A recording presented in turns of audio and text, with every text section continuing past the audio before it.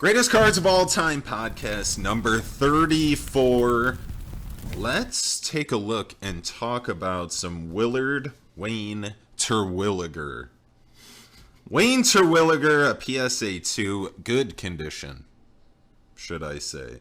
It's in good condition, 1952 tops, black back, number 7 in the set.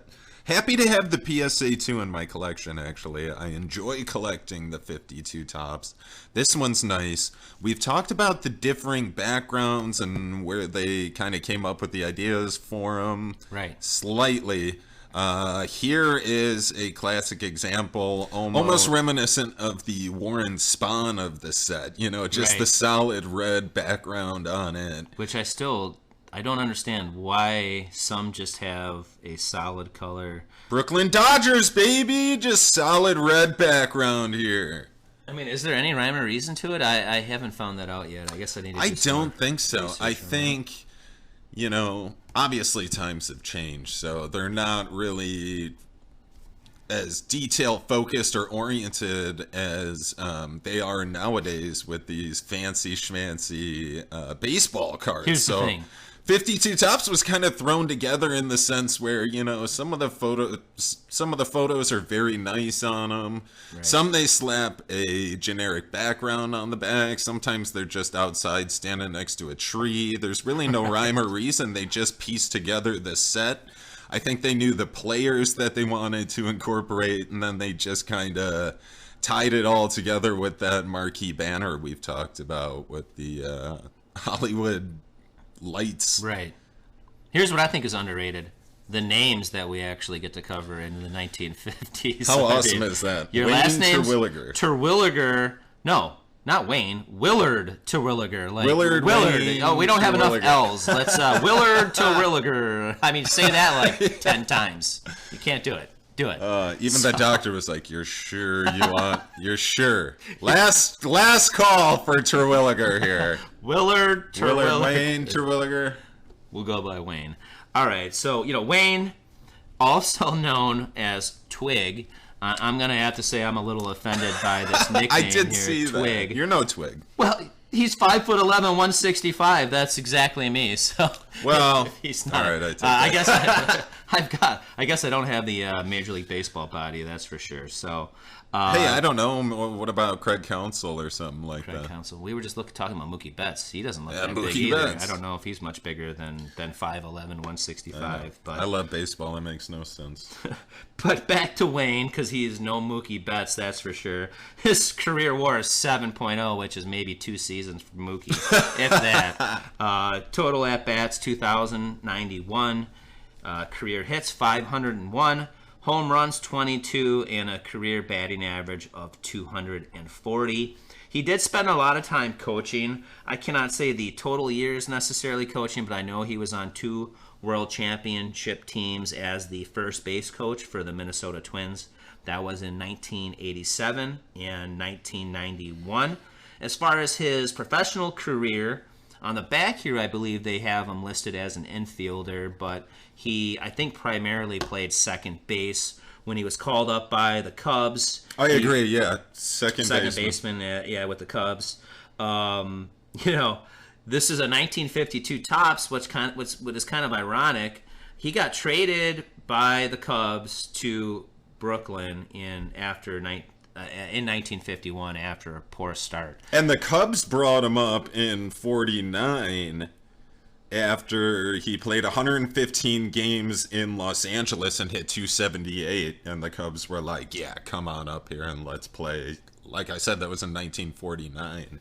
Ultimately, so I look up in Baseball Reference, they have him listed as playing from 1949 to 1960.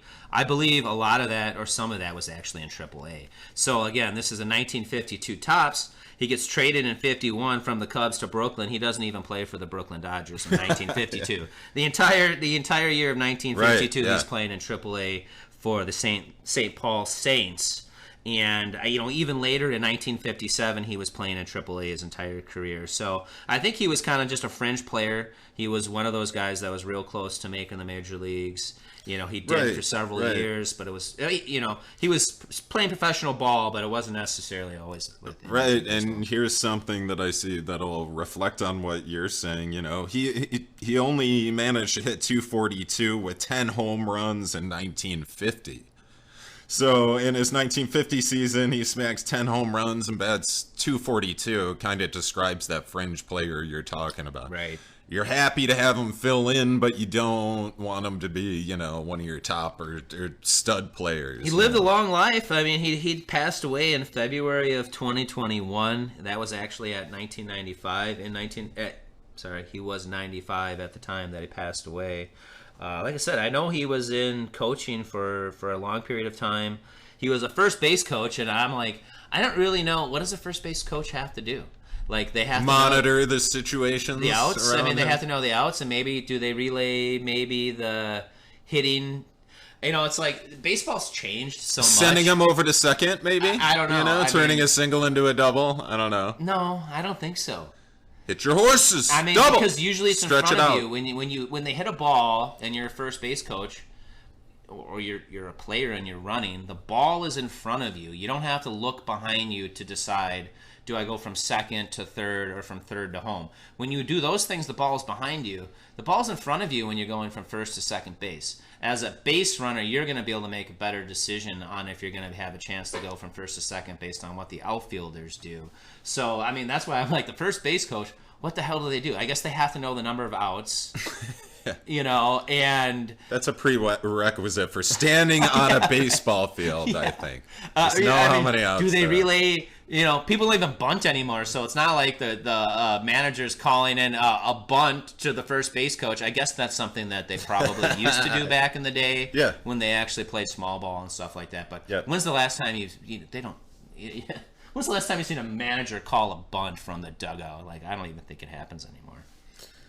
And, if you're a first base coach, you're usually standing in the same orientation or direction as if there happens to be a base runner on first. So you're both looking the same way. I don't know why this turned into first base coach discussion, but either way, back to Wayne. Great looking card, solid background. This man was born June 27th, 1926 in Clare, Michigan, and during the off season he would attend Western Michigan University. So I thought that was pretty cool. A Midwest guy, which I think is cool. You didn't comment on his eyes.